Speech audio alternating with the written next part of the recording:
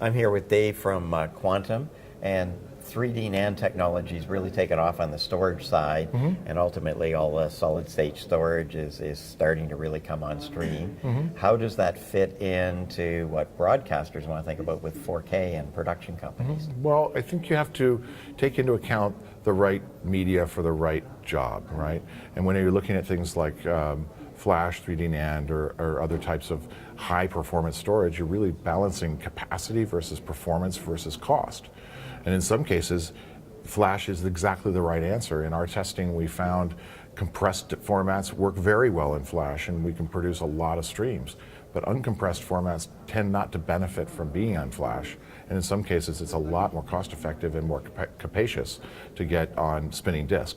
So the right media for the right job is kind of what we're all about. So we have a new. So why is compressed, different than non-compressed? Is that a striping issue, or it's a latency issue? Really? Right. Yes, because of the latency it takes to get from stream to play out multiple streams at the same time. You end up bouncing between streams.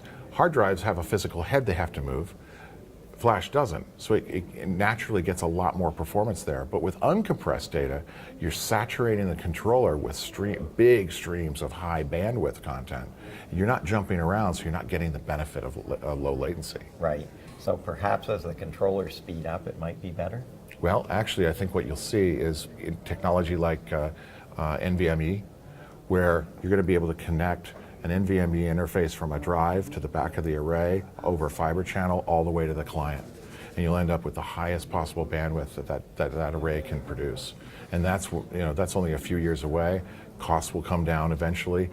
We'll get to a point where spinning disks are, at that point, are probably not going to be needed for anything but super low cost nearline storage. So when we talk about 4K stuff, how does that fit into the cloud versus local? Again, it's just a choice of the right media for the right stage in the workflow. So in some cases, like if you're capturing rushes or dailies, it's a good idea to throw a copy up into the cloud, keep it there for safekeeping. And then as you go through the production workflow with content on-prem, then maybe when you go to a final archive of the material that you're delivering, you put that up there. And if you want to keep the dailies, you can still go ahead and keep them there. So the Flash is a similar way. If you can move smoothly between these tiers of storage, have them all be visible and accessible, then you can take advantage of the best tool for the job. Right. You came out with StorNext 6. Exciting. Yeah, this is great. It's great news. It's been a few years since StorNext 5. And for all the changes and the improvements that we did in StorNext 5, StorNext 6 is even bigger. We've added the ability for multiple systems to be able to share content dynamically on a global basis.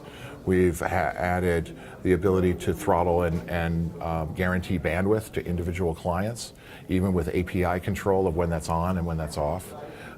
We've added full provisioning, really. Yeah, basically. Yeah. And then we've added the ability now, or we've enabled Mac users to be able to take advantage of offline content in archives, because now we're giving them the choice of whether to query all the files in that folder or to wait until they say to do it.